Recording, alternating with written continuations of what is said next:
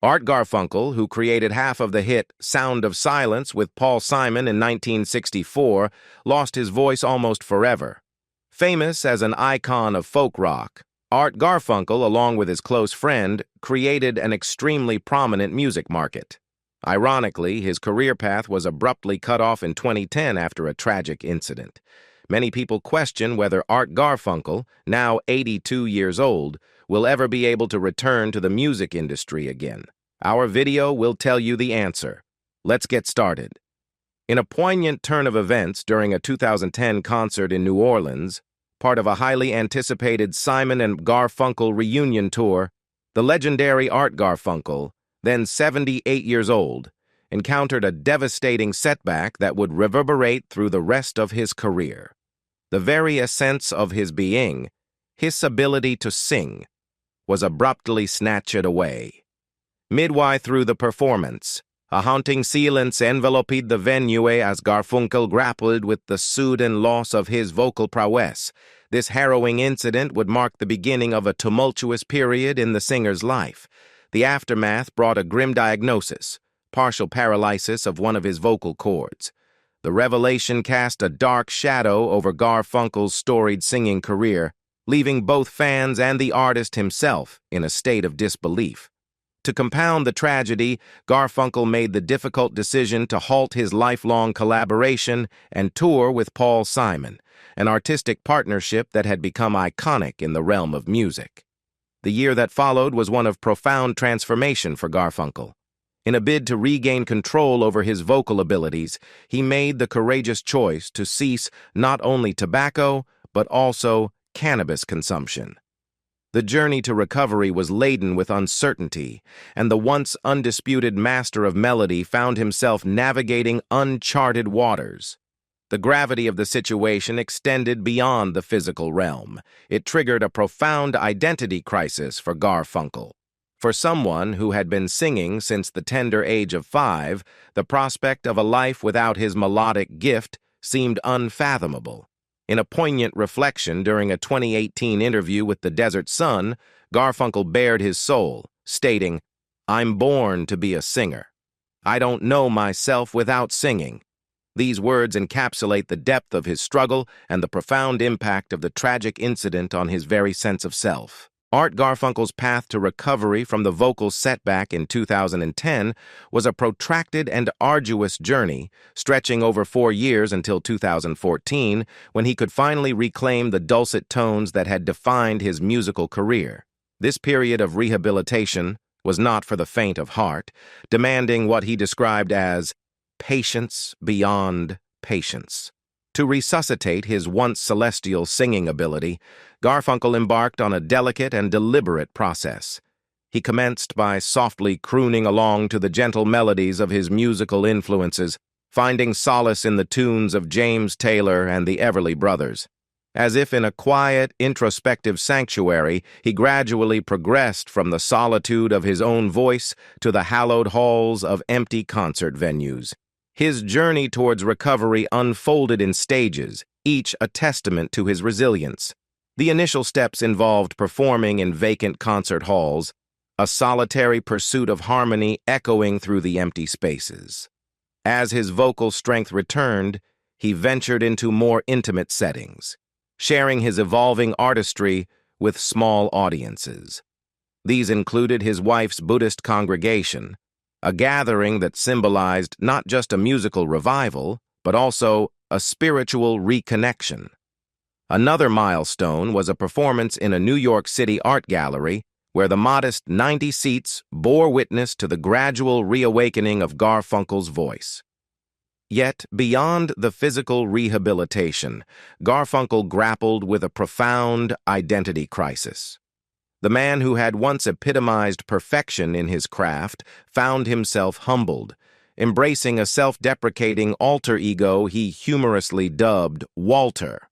The transition from the towering figure of Art Garfunkel to the more vulnerable Walter reflected the depth of his struggle with self-doubt and diminished confidence.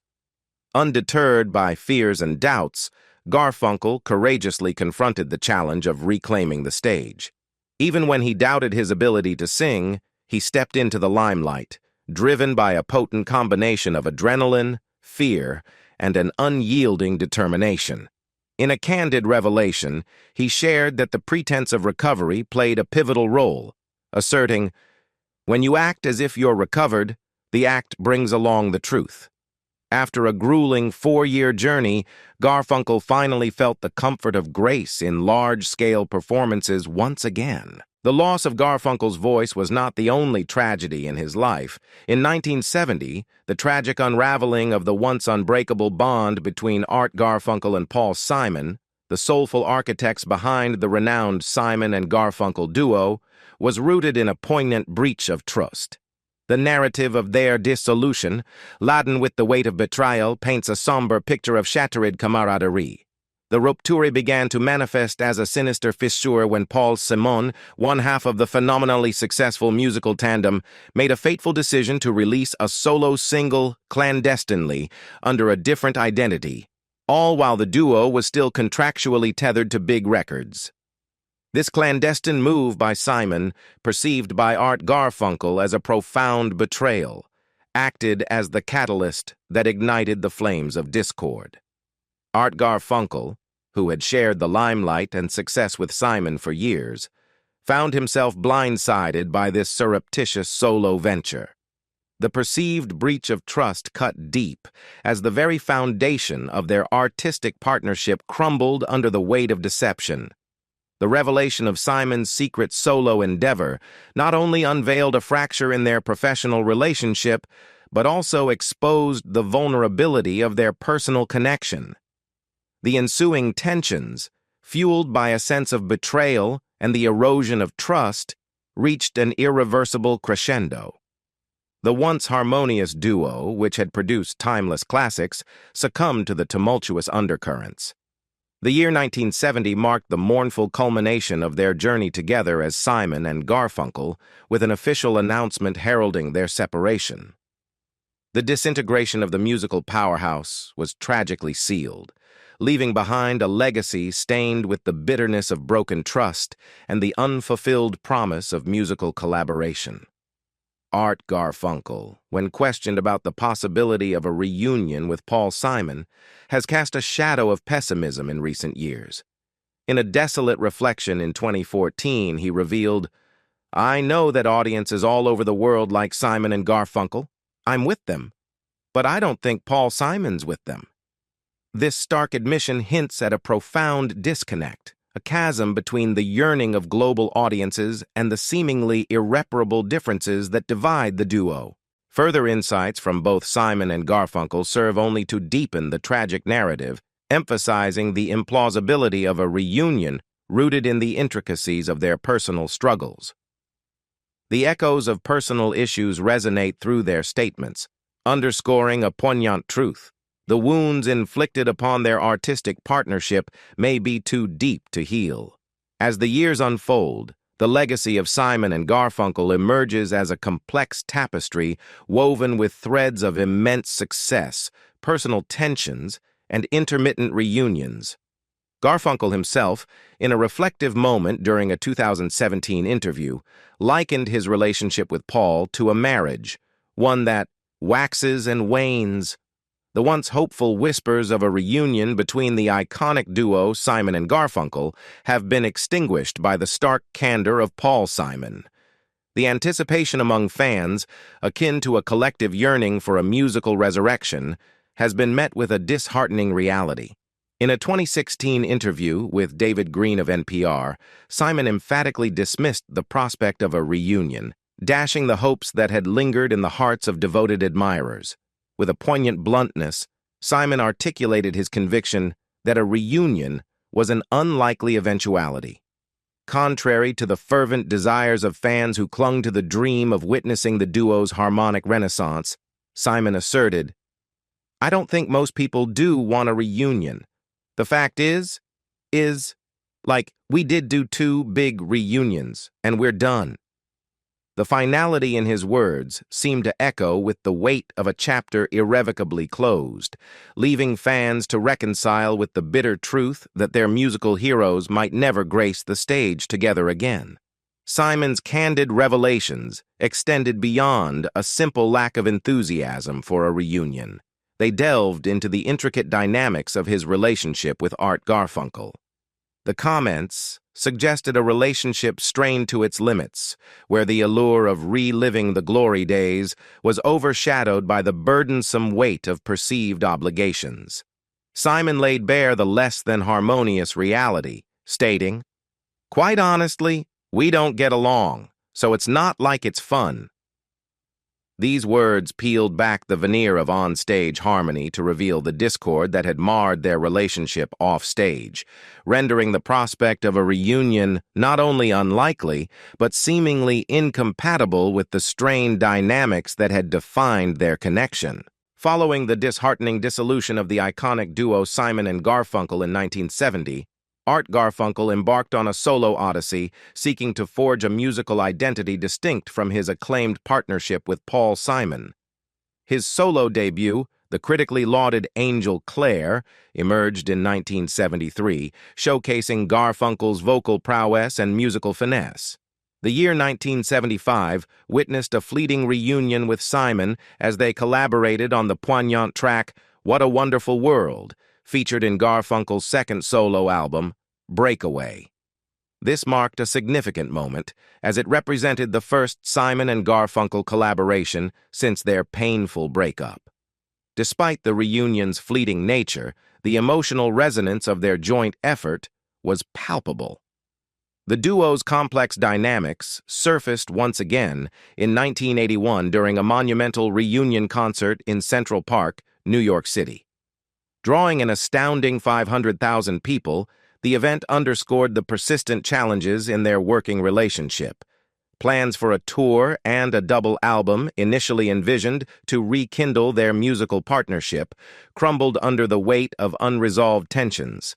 The songs intended for their collaborative project found a new home in Paul Simon's solo repertoire, marking the definitive end of the reunion. Undeterred by the setback, Art Garfunkel charted an unconventional course.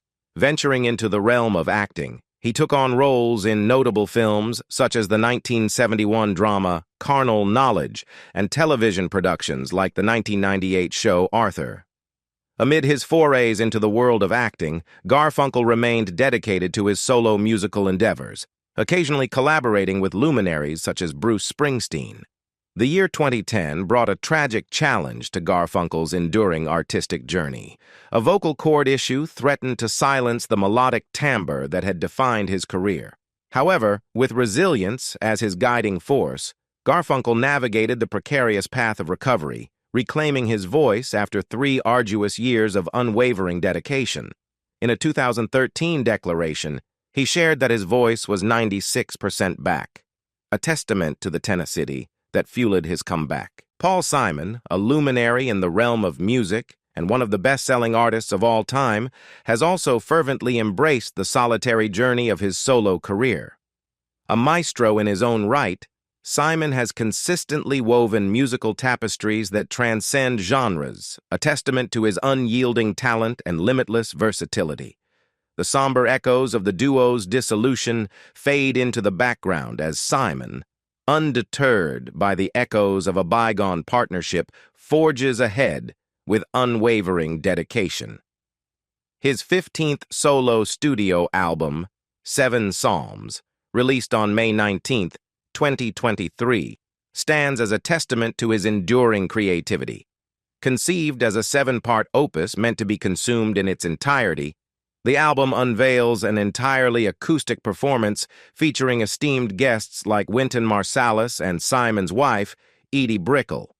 The haunting beauty of this musical endeavor serves as a poignant reminder of Simon's commitment to his craft, a commitment that endures even in the face of personal and artistic tribulations.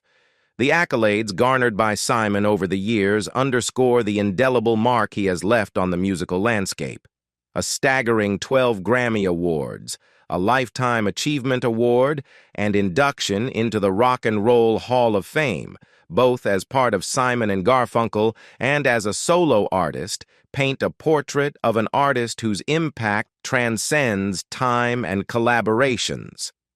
On the other side of the divergent paths lies Art Garfunkel, a figure in his own right, navigating the currents of a solo career with his own brand of artistry.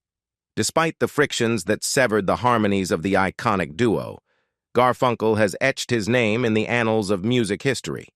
Alongside Simon, he received a Grammy Lifetime Achievement Award and found his place in the hallowed halls of the Rock and Roll Hall of Fame as part of the legendary duo. The tragic narrative is not just in the dissolution of a musical partnership, but in the complex intertwining of solo journeys, each marked by resilience and creative vigor. The divergent paths of Simon and Garfunkel, despite the frictions that defined their shared history, reveal two artists who, beyond the echoes of past collaborations, continue to shape the musical landscape, standing as resilient figures whose influence endures despite the tragic echoes of what could have been.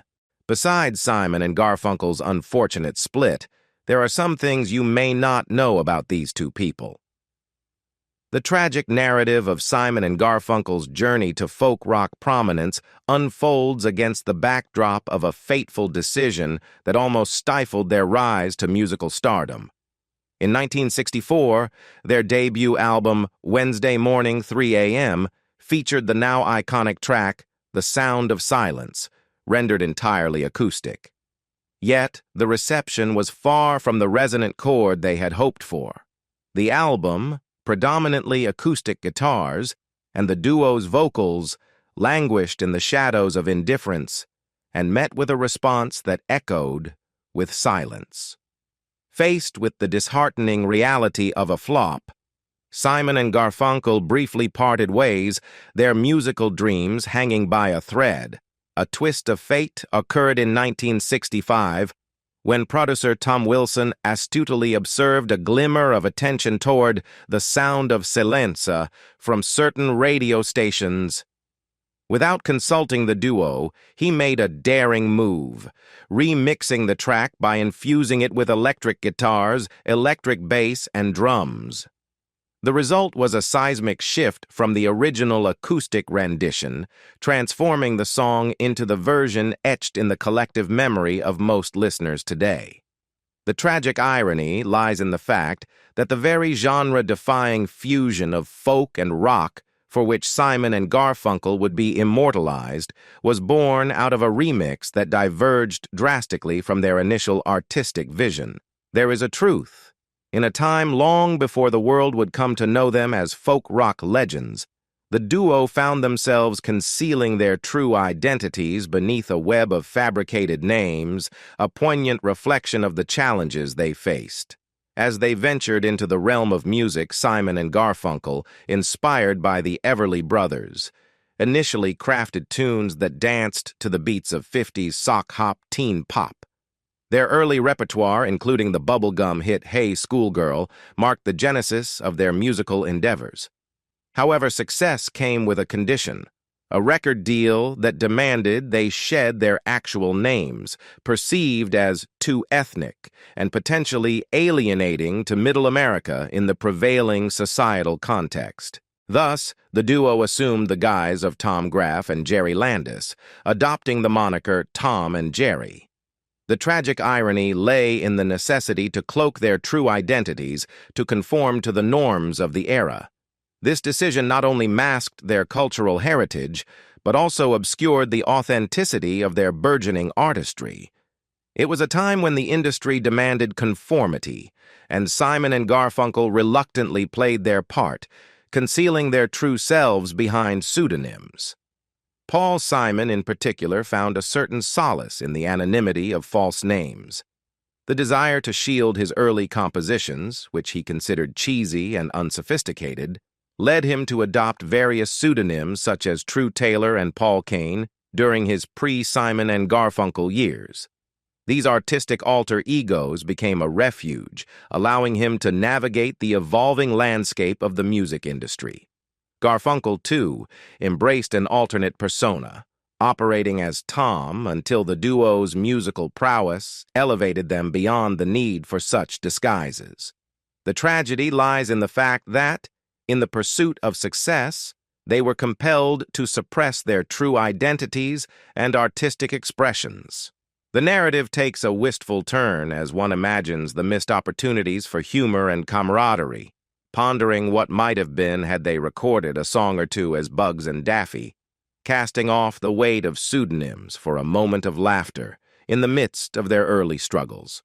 In an unexpected twist for an artist known more for his musical finesse than controversy, Paul Simon found himself entangled in a tragic clash with the United Nations in 1987. Despite his reputation as a relatively uncontentious musician, the tale took a turn when the international community took issue with his creative pursuits. The genesis of this discord traces back to 1985, when Simon, in the process of recording songs for his Graceland album, set foot in South Africa. However, this artistic endeavor collided with the broader political landscape of the time. In 1980, the United Nations initiated a cultural boycott against South Africa, denouncing the nation's endorsement of apartheid, a system of institutionalized racial segregation and discrimination. Simon's recording venture within a nation steeped in the controversies of apartheid led to his inclusion on the UN's boycott list in 1987. The international body perceived his actions as a breach of the cultural boycott, a stance taken to express disapproval of the oppressive policies embraced by the South African government. Faced with the ignominy of being on the UN's no-no list, a potentially damaging blow to his public image, Simon swiftly took action. Despite maintaining that he hadn't violated the UN boycott since he had only recorded and not performed in South Africa, he wrote a letter to the organization. In this letter, he pledged not to stage any performances in the country. The gesture, though it may have been viewed by some as a capitulation to political pressure, proved sufficient for the UN, which promptly removed him from its list. The tragedy of this episode lies in the collision of artistic expression and political tumult, thrusting Simon into a complex web of international tensions.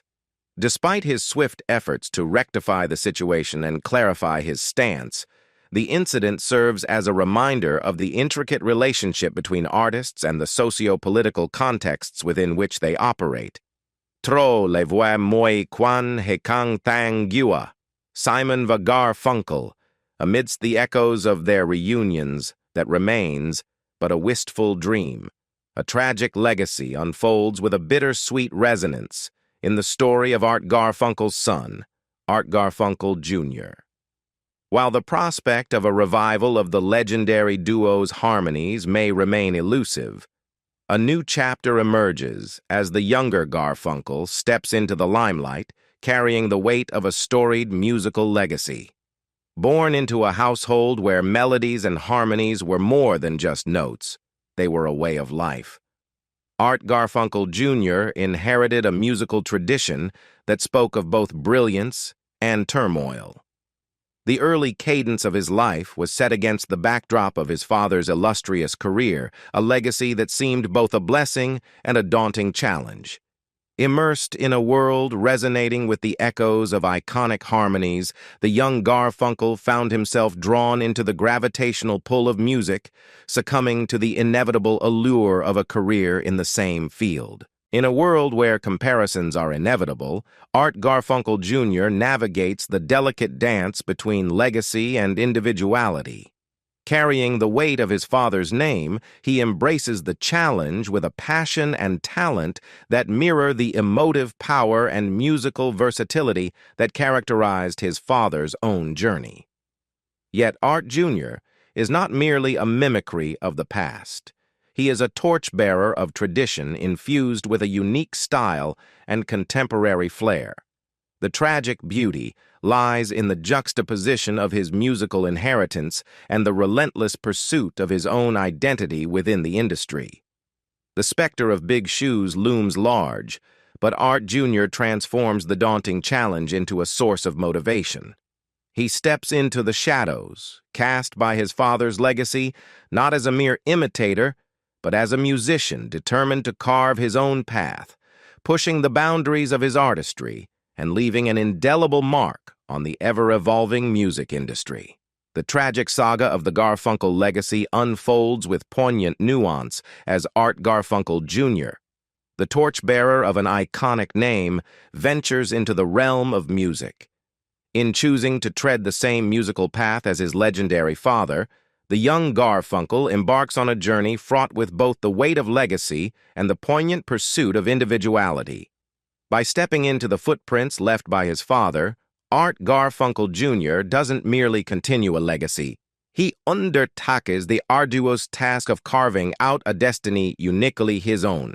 His journey, marked by undeniable talent and an unwavering dedication to his craft, unfolds as a tragic narrative of artistic inheritance, where the echoes of the past reverberate alongside the haunting challenge of creating something new.